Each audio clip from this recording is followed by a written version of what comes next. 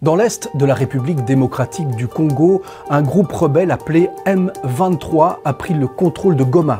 Les rebelles marchent vers une autre grande ville, Bukavu, et ils sont décidés d'aller jusqu'à la capitale, Kinshasa, pour renverser le régime du président congolais Félix Tshisekedi. Ces rebelles sont, selon l'ONU, soutenus par le pays voisin de la RDC, le Rwanda, ce que Kigali refuse de reconnaître. En résumé, on vous explique qui sont ces rebelles du M23, quels sont leurs objectifs militaires et politiques, et pourquoi Congo et Rwanda se mènent une guerre par procuration depuis 30 ans. À Goma, il y a 2 millions d'habitants.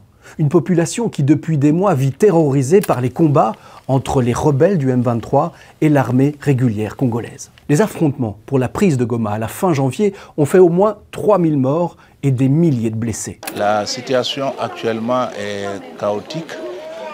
En 3 jours, nous avons reçu plus de 400 blessés. De janvier à aujourd'hui, nous sommes à plus de 1000 blessés pour une hôpital d'une capacité de 146 lits. Dans la région de Goma, 500 000 personnes ont été forcées à fuir sans trop savoir où se réfugier. Le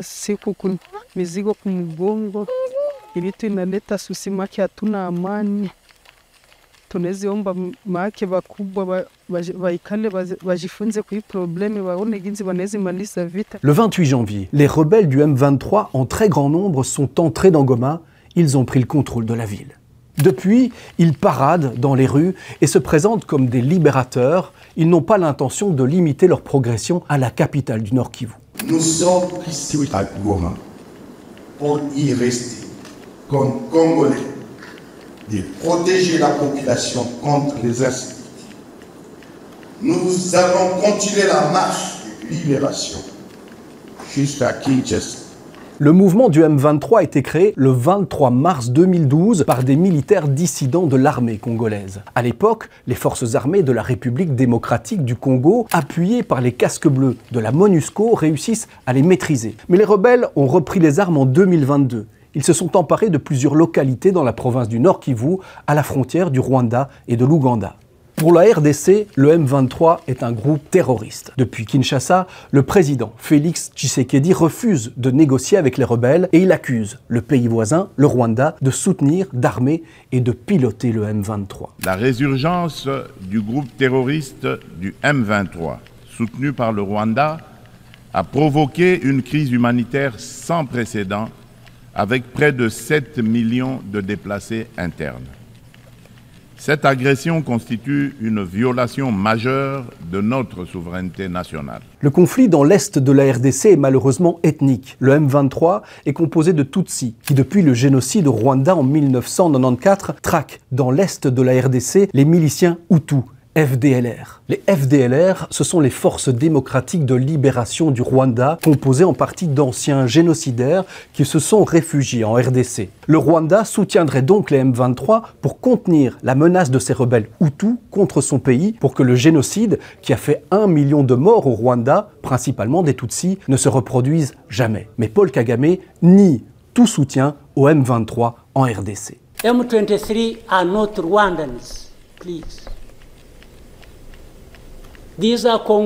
Ces derniers mois, le M23 a recruté massivement. L'ONU parle de 3 à 5 000 nouveaux combattants recrutés. Leur équipement militaire est impressionnant, du jamais vu dans la région, des appareils de brouillage, des batteries de missiles solaires, des drones. L'ONU affirme que les rebelles sont soutenus par 3 à 4 000 militaires rwandais présents sur le sol congolais. Le président du Rwanda dit ne pas être au courant. Today, on the 3rd of February, does Rwanda currently have any troops at all in Eastern DRC? I don't know. You're the commander-in-chief. Yeah, there are many things I don't know. La RDC affirme que l'objectif du Rwanda dans cette guerre est de s'emparer des ressources dont regorge le sous-sol congolais, l'or, l'étain, le cobalt, le coltan. Des minerais stratégiques convoités par l'industrie des smartphones, des ordinateurs, des batteries électriques et même de l'aéronautique et de la défense. On imagine sans mal les enjeux économiques liés à l'accès et au contrôle de ces ressources. On les appelle d'ailleurs les minerais des conflits, les minerais du sang. La présence de milliers de soldats rwandais sur notre sol, leur soutien politique, logistique et militaire à leur pantin du M23, ainsi que leur implication dans l'exploitation illégale de nos ressources naturelles, nous conduisent tout droit à une escalade aux conséquences imprévisibles, mettant en danger toute la région des Grands Lacs. Depuis près d'un an, les rebelles du M23 contrôlent la grande mine de coltan de Rubaya, dans le Nord Kivu. Tous les minerais qui en sont extraits sont expédiés au Rwanda. La mine génère, selon l'ONU, un revenu de 800 000 $ par mois pour les rebelles du M23. Our objective is Congo. We are fighting for Congo. We are not fighting for mineral. Le Rwanda nie vouloir s'approprier les terres congolaises pour en contrôler l'extraction des minerais. Please, I invite you, we'll show you where we mine coltan. People who are benefiting from minerals of Congo more than anybody else are South Africa and these other Europeans who are making noise about it. Paul Kagame a beau contester le pillage des ressources, des rapports de l'ONU établissent l'acheminement des minerais vers le Rwanda. Kigali se positionne d'ailleurs comme un fournisseur de minerais stratégiques au niveau international. Le président congolais Félix Tshisekedi accuse la communauté internationale de laisser faire le Rwanda et d'encourager la prédation pour des raisons géopolitiques. Les intérêts économiques sont colossaux. Votre silence et votre inaction face à la barbarie du régime de Kigali et aux atrocités perpétrées par ces supplétifs sur notre territoire constituent un affront non seulement à la République démocratique du Congo, mais également aux valeurs universelles de justice et de paix.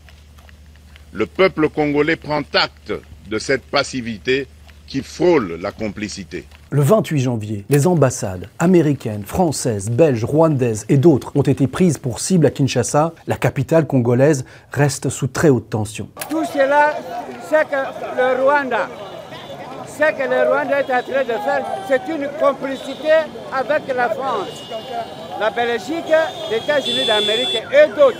Les conflits dans l'est de la RDC fragilisent le président Tshisekedi. Une déstabilisation du géant de l'Afrique centrale fait craindre un risque d'embrasement dans toute la région des Grands Lacs. Et pendant ce temps, les populations de l'est de la RDC continuent de subir des violences sans nom, des viols, des massacres. Après 30 ans de guerre, les chiffres donnent la nausée, 6 millions de morts, 7 millions de déplacés.